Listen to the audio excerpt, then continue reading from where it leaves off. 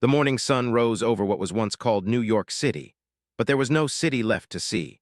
The towers that had once touched the clouds were now twisted metal bones reaching toward an empty sky.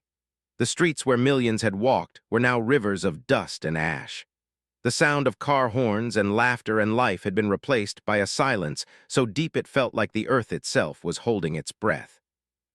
Drake walked through the ruins alone. His boots crunched on broken glass and scattered debris. He wore a military uniform that had seen better days, torn at the sleeve and stained with things he did not want to think about. His face was hard, like stone that had been carved by pain. His eyes, once bright and full of hope, now held nothing but cold fire. He stopped at a place he knew well, or at least he had known it well 3 years ago. It had been a small house with a red door and flowers in the window boxes. His wife Sandra had planted those flowers every spring. Roses, because she loved the way they smelled. Their daughters had helped her water them every morning before school.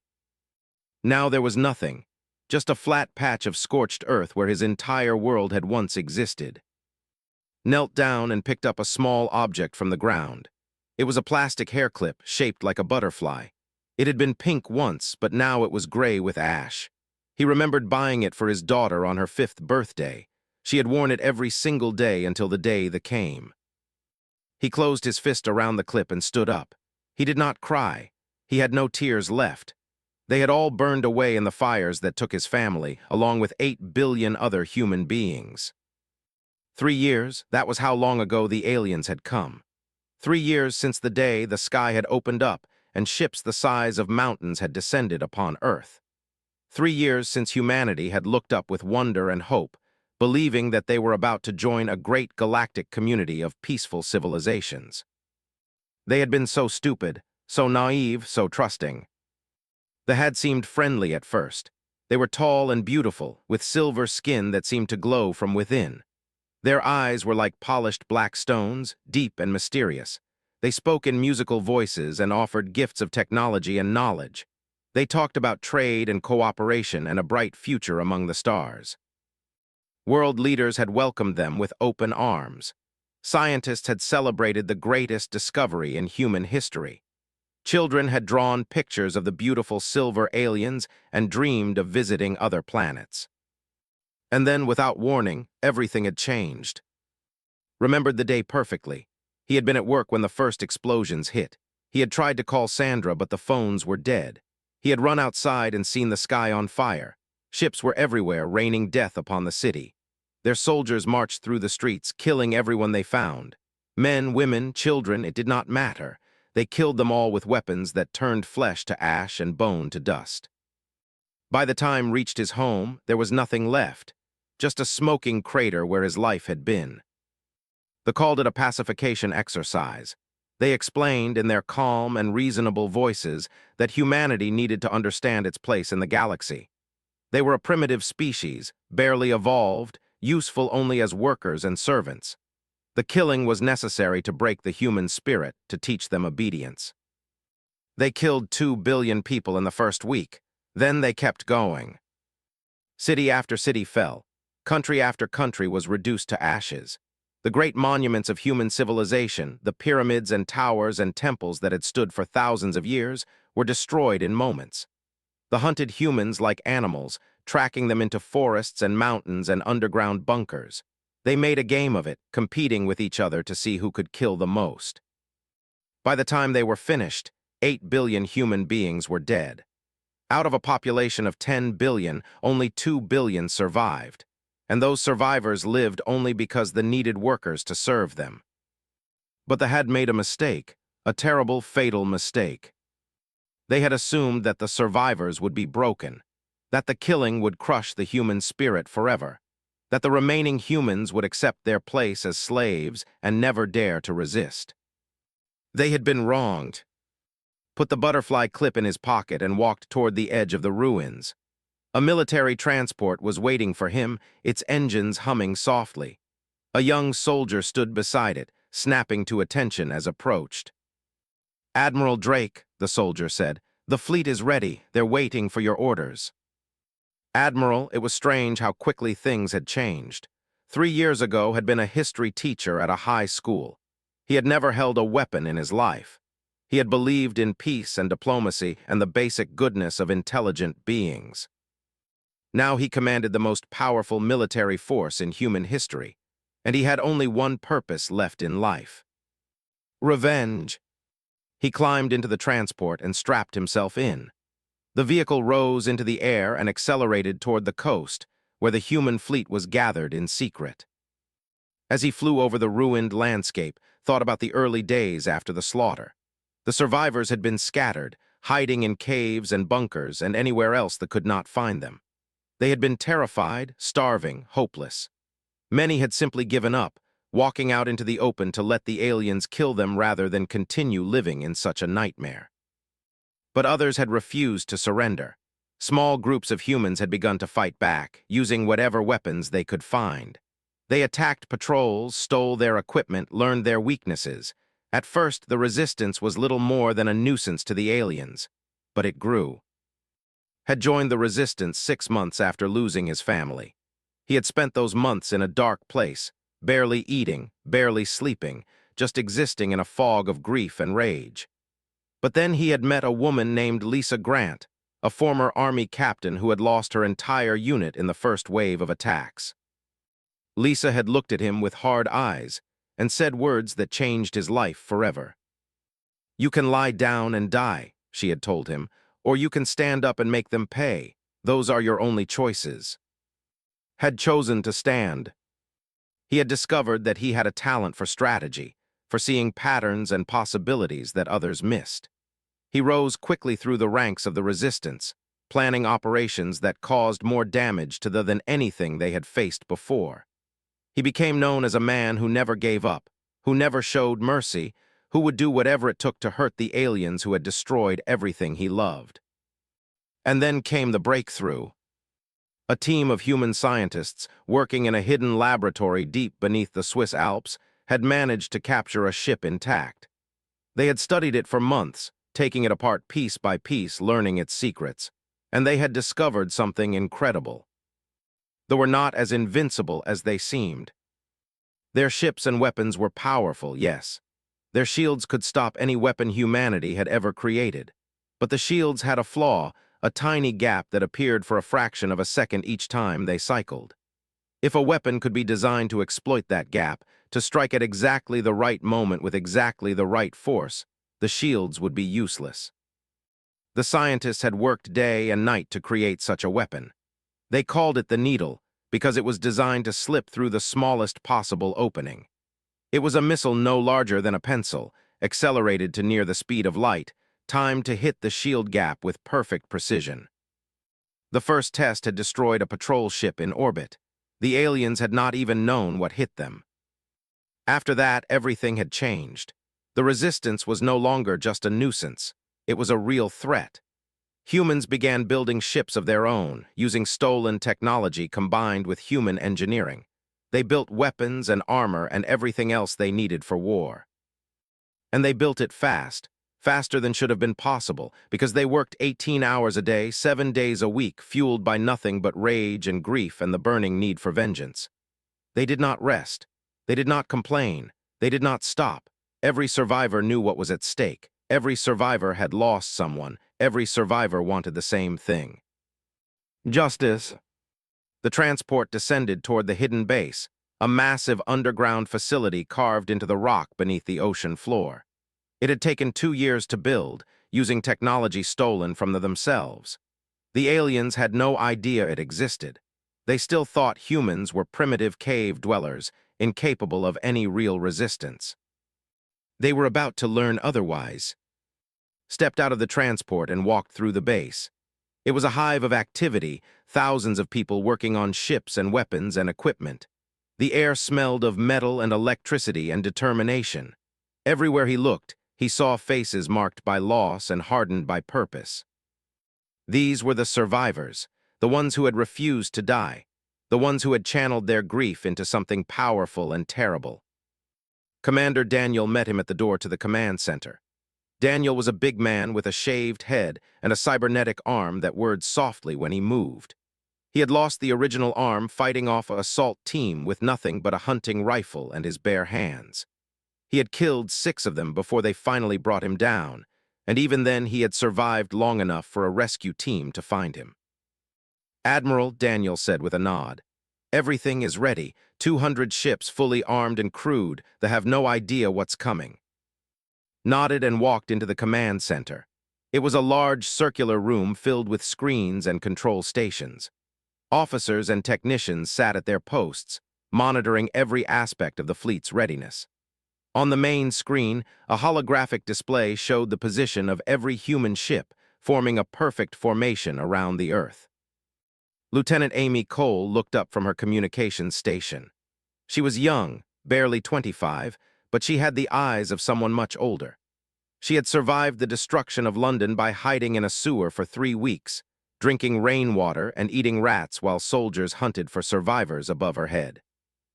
"Sir," Amy said, "we're receiving reports from our scouts. The diplomatic fleet has entered the solar system, 50 ships including High Commander's flagship." Allowed himself a small, cold smile.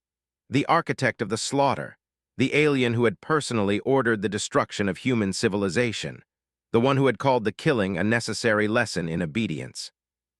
He had been waiting for this moment for 3 years. "Time until they reach Earth orbit?" asked. 4 hours, sir." Turned to face the command center staff. They were all looking at him, waiting for orders. He saw hope in their eyes and fear in something else, something fierce and hungry. "Today is the day," he said, his voice calm and steady. "Today we show that humanity is not dead. Today we show the galaxy what happens when you try to exterminate our species.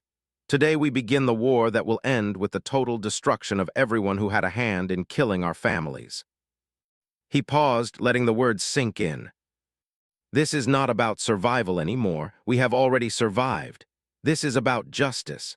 This is about making sure that what happened to Earth never happens to anyone else. This is about teaching the universe that humans are not prey. We are not slaves. We are not victims." His voice hardened, becoming something cold and terrible. "We are the reckoning." The command center erupted in cheers. Let them have their moment, then raised his hand for silence. "To your stations, prepare for battle, and remember why we fight." The next 4 hours passed in a blur of preparation. Ships were moved into position. Weapons were armed. Crews ran final checks on every system. In the medical bays, doctors prepared for casualties. In the mess halls, soldiers ate what might be their last meal. Spent the time alone in his quarters, staring at the butterfly clip in his hand. He thought about the way she had laughed when she wore it to school. He thought about Baby, about how she had just learned to say Daddy before they took her from him. He thought about Sandra, about the last words she had ever spoken to him. "Come home safe," she had said that morning. "We'll have dinner together tonight." He had never come home. There had been no home left to come back to. A knock at his door pulled him from his memories. It was Lisa Grant, the woman who had pulled him out of his grief all those years ago. She was a general now, in charge of ground forces, but today she had come to the command ship to witness the battle firsthand. "It's time," she said. Nodded and followed her to the bridge. The bridge of the battleship Defiance was the heart of the human fleet. It was a massive space filled with officers and crew, all focused on that dominated the forward wall. On that screen could see the stars, cold and distant and uncaring. And approaching those stars, growing larger with every passing moment, was the fleet. 50 ships, each one bristling with weapons that could reduce a planet to rubble. At their center was the flagship of High Commander, a massive vessel shaped like a crescent moon, gleaming silver in the light of distant stars. They had come to demand Earth's surrender. They had sent messages ahead, ordering the surviving humans to present themselves for judgment. They expected to find a broken species, ready to accept its fate as slaves. Instead, they found 200 human warships arranged in a perfect battle formation, their weapons powered and ready. "They're hailing us," Amy Cole reported from her station. "High Commander is requesting communication." "Let him wait," said. He stood at the center of the bridge, hands clasped behind his back, staring at the approaching fleet. Around him, his crew worked in tense silence. The only sounds were the soft hum of equipment and the steady rhythm of nervous breathing. Minutes passed, the fleet drew closer. More hails came in, each one more insistent than the last. Finally nodded, "Open a channel." The flickered and the face of High Commander appeared. He was tall and elegant, his silver skin perfect and unblemished. His black eyes gleamed with cold intelligence. He wore robes of deep purple that marked his high rank in the hegemony. "Humans," said, his voice smooth and condescending, "I see you have been busy during our absence. These ships are impressive for a primitive species. You have exceeded our expectations." Said nothing, continued, his tone becoming more businesslike. "However, this changes nothing. You have seen what we are capable of. You know that resistance is futile. We are here to offer you one final chance to submit peacefully. Surrender your fleet, present your leaders for judgment, and the remaining human population will be spared. You will serve the hegemony, but you will live." Still said nothing. A flicker of irritation crossed his face. "I advise you to consider this offer carefully. We destroyed your civilization once. We can do so again. Your fleet, impressive as it may be, cannot possibly stand against the full might of the hegemony. This is your only chance for survival." Finally spoke, "Do you remember the first day of the slaughter?" Blinked, clearly not expecting this response. "I remember a necessary disciplinary action against a primitive species that needed to learn its place." "I remember it too," said. "I remember the sky turning red with fire. I remember the screams of people dying in the streets. I remember the smell of burning flesh and the sound of children crying for their parents." His voice was calm, almost conversational, but there was something underneath it that made everyone on both bridges go very still. "I remember finding my neighborhood reduced to ashes. I remember searching through the rubble for hours, looking for my wife and daughters. I remember finding nothing but a hair clip that belonged to my 5-year-old girl." He held up the butterfly clip so could see it. "This is all I have left of my family. This small piece of plastic is the only thing that survived your disciplinary action." His expression hardened. "Your personal losses are regrettable but irrelevant. The needs of the hegemony outweigh the concerns of individual primitives. Now, do you accept our terms or not?" Lowered the clip and put it back in his pocket. When he looked up again, his eyes were like ice. "Let me tell you what we found when we excavated the ruins of our cities," he said. "We found mass graves filled with millions of bodies. We found hospitals where your soldiers killed patients in their beds. We found schools where teachers died trying to protect their students. We found nurseries where bobbies were murdered in their cribs." He took a step closer to the screen. "We found a center in New York. 147 children, none older than 5 years. Your soldiers did not use weapons on them. They used their hands. They took their time. They made sure every single child suffered before they died." The bridge of the Defiance was utterly silent. Some of the crew had tears running down their faces. Others wore expressions of cold fury that matched their admirals. "You call us primitives," continued. "You say we need to learn our place, but I think you are the ones who need to learn something. You need to learn that there are some things you should never do. You need to learn that some crimes can never be forgiven. You need to learn that when you try to exterminate a species, you had better succeed completely. Because if even one of us survives, we will come for you." He turned to his tactical officer, Christopher Lee, a young man who had lost his entire family in the bombing of Boston. "Status of weapons." "All needles armed and ready, Admiral. Targets are locked." Looked back at, the commander's expression had changed. For the first time, there was something other than arrogance in his eyes. It might have been uncertainty. It might have been fear. "You said this is our only chance for survival," said. "You're wrong. We don't want survival anymore. We already survived. What we want now is something else entirely." "And what is that?" asked, his voice not quite as steady as before. Smiled. It was not a pleasant smile. It was the smile of a man who had lost everything and had nothing left to fear. "Revenge." He turned away from the screen. "Close the channel. All ships launch all weapons. No survivors." The next few seconds were chaos. 200 human ships opened fire simultaneously. Thousands of needles streaked across the void, each one a tiny messenger of death traveling at nearly the speed of light. The fleet had no time to react. Their shields flickered on, but the needles had been designed specifically to exploit the gap in those shields. The first ship exploded in a ball of fire, then another, then another. High Commander's flagship was hit by over 100 needles. It did not explode so much as disintegrate, breaking apart into millions of pieces that scattered across space like glittering dust. In less than 30 seconds, the entire fleet was gone.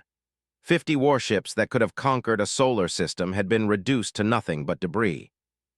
On the bridge of the Defiance, there was no cheering, no celebration. The crew simply stared at the in silence, watching the remains of their enemies drift through the void. Stood at the center of it all, his face expressionless. He had imagined this moment so many times over the past 3 years. He had dreamed of seeing ships burn, of watching the aliens who had killed his family die in fire and fury. But now that it was happening, he felt nothing.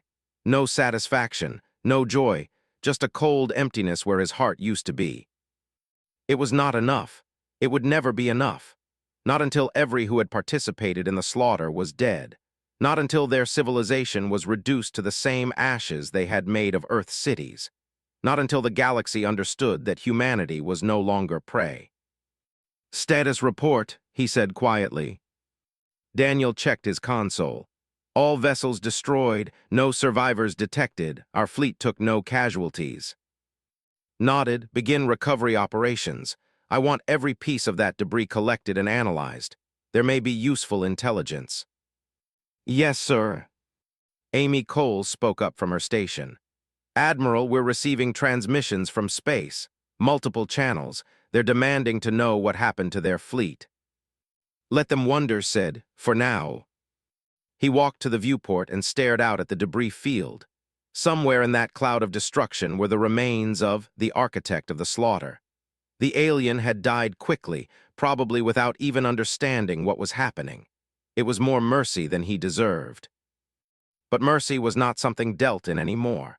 Mercy was a luxury for people who had not seen their children murdered. Mercy was for civilizations that had not been pushed to the brink of extinction. Mercy was dead, killed along with 8 billion human beings on the day that decided to teach humanity its place. Lisa Grant approached him, standing at his side. "What now?" she asked. Watched the debris drift slowly past the viewport. In the distance, he could see Earth, a blue and green sphere by the marks of destruction. His home, his graveyard. "Now we send a message," he said. "We send the everything, every recording we have of the slaughter, every image of every mass grave, every testimony from every survivor. We show them exactly what they did to us." And then turned to look at her. His eyes were hard and cold and utterly merciless. "And then we tell them we're coming. We tell them that we will not stop until every soldier who participated in the slaughter is dead. We tell them that we will liberate every world they have conquered, free every slave they have taken. We tell them that this is not a war. This is an extinction." Lisa nodded slowly. She had lost her own family in the slaughter, her husband, her parents, her 3 sisters. She understood the hunger that drove because she felt it too. "The galaxy won't understand," she said. "They'll see us as the aggressors now. They'll say we've become just as bad as the..." Shook his head. "The galaxy didn't lift a finger when the murdered 8 billion of us. They watched it happen and did nothing. They don't get to judge us now." He turned back to the viewport. "Besides, we're not doing this for the galaxy. We're not doing this for justice or morality or any noble cause. We're doing this because they killed our families and we want them to suffer for it. It's that simple." The next few days were spent preparing the fleet for the long journey ahead. Engineers worked around the clock to repair minor damage and upgrade systems. Crews drilled constantly, running simulations of every possible battle scenario. Supplies were loaded and organized. Everything was made ready for war. And across the fleet, the survivors of Earth found themselves changed by what had happened. For 3 years, they had lived with fear and grief and the constant weight of loss. They had worked and fought and struggled just to survive, never knowing if their efforts would mean anything. They had hoped, but they had also doubted. Now the doubt was gone. They had faced the enemy and won. They had proven that they could be beaten, and in that proof they had found something they thought they had lost forever. Purpose. Every survivor knew what they were fighting for now. Not just survival, not just resistance. They were fighting for vengeance, for justice, for the memory of 8 billion people who had been murdered simply for being human. And they would not stop until the debt was paid in full. On the third day after the battle, ordered the fleet to assemble for a final briefing. Every ship, every crew member gathered to hear their admiral speak. He stood on the bridge of the Defiance, his image transmitted to every vessel in the fleet. Behind him, the stars stretched out in an infinite canvas of light. 3 years ago, he began, they came to Earth. They came with smiles and promises of friendship. They told us we would join a great galactic community. They told us we had a bright future among the stars. He paused, letting the memory settle over his audience. They lied. They came to enslave us. When we did not submit fast enough, they decided to teach us a lesson. They killed 8 billion of us. They burned our cities and poisoned our lands. They hunted us like animals and laughed while they did it. His voice hardened. They thought they had broken us. They thought the survivors would crawl and beg for mercy. They thought humanity was finished. He looked directly into the camera. They were wronged. A murmur of agreement rippled through the fleet. We did not break. We did not surrender. We took our grief and our rage and our pain and we turned them into weapons. We built this fleet from nothing. We learned their technology and improved it. We found their weaknesses and exploited them.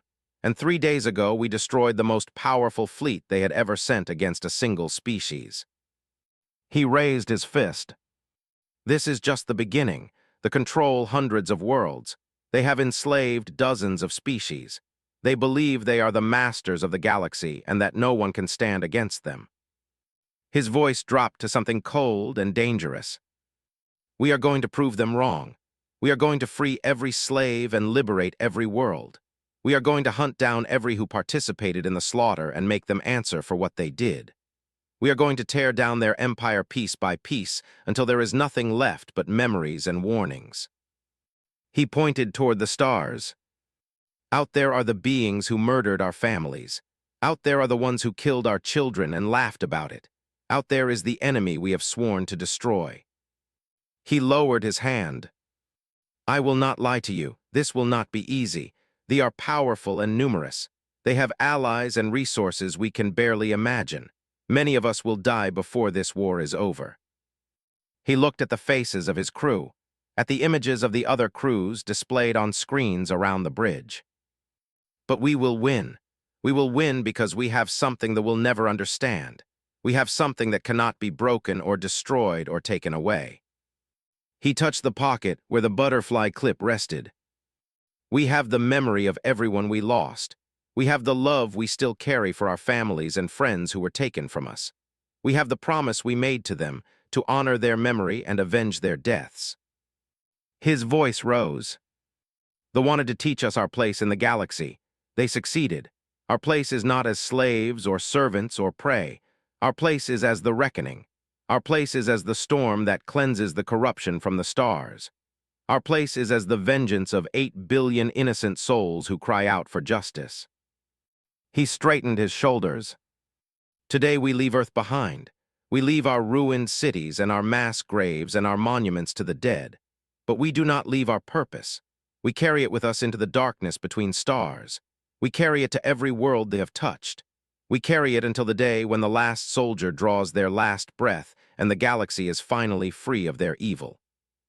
He looked once more at the camera, his eyes burning with cold fire. This is Admiral Drake of the Earth Fleet Defiance. To all who can hear this message, friend and enemy alike, know this: humanity is coming. We are not here to negotiate. We are not here to make peace. We are here to deliver a message written in fire and blood. He paused, and when he spoke again, his voice was quiet and terrible. No more mercy, not ever again. The fleet began to move. 200 ships, bristling with weapons and filled with survivors who had nothing left to lose, accelerated toward the edge of the solar system. Behind them, Earth grew smaller and smaller until it was just another point of light among millions. On the bridge of the Defiance stood alone at the viewport. He watched his fade into the distance and felt something stir in his chest. Not hope, not exactly, but something close to it. They had won the first battle. They had proven that they could be beaten. They had taken the first step on a long and bloody road. But the road was clear now. The path forward was simple, if not easy. They would fight until they won or until they were all dead. There was no middle ground, no compromise, no mercy. They had created this reality when they decided to exterminate humanity. They had turned a peaceful species into a weapon of vengeance. They had taken away everything that humans valued about themselves and left only rage and grief and the burning need for retribution. Thought about his daughters, about in her butterfly clip, about in her first steps, about Sandra and her roses and her smile and the life they had planned together. They were gone, nothing could bring them back. No amount of killing or destruction or vengeance could fill the hole they had left in his heart. But he could make sure their deaths meant something. He could make sure that no other species ever suffered what humanity had suffered. He could tear down the empire that had destroyed his world and build something better in its place. Or he could die trying. Either way, he would face his family again someday, and when he did, he would be able to tell them that he had not surrendered. He had not given up. He had fought until his last breath for the memory of everyone he had lost. The stars stretched out before him, cold and infinite and waiting.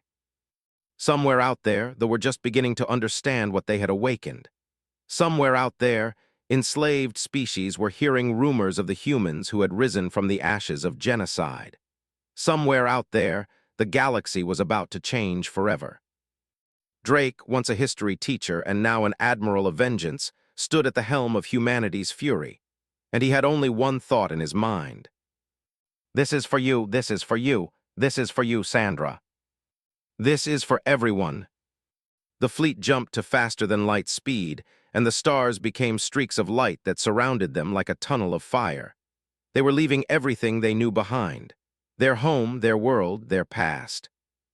But they were not leaving their purpose. That would stay with them until the very end. And for the end was coming faster than they could possibly imagine. In the cold darkness between stars, humanity was on the move, and the galaxy would never be the same again. The age of human mercy was over. The age of human vengeance had begun. The end of Part 1.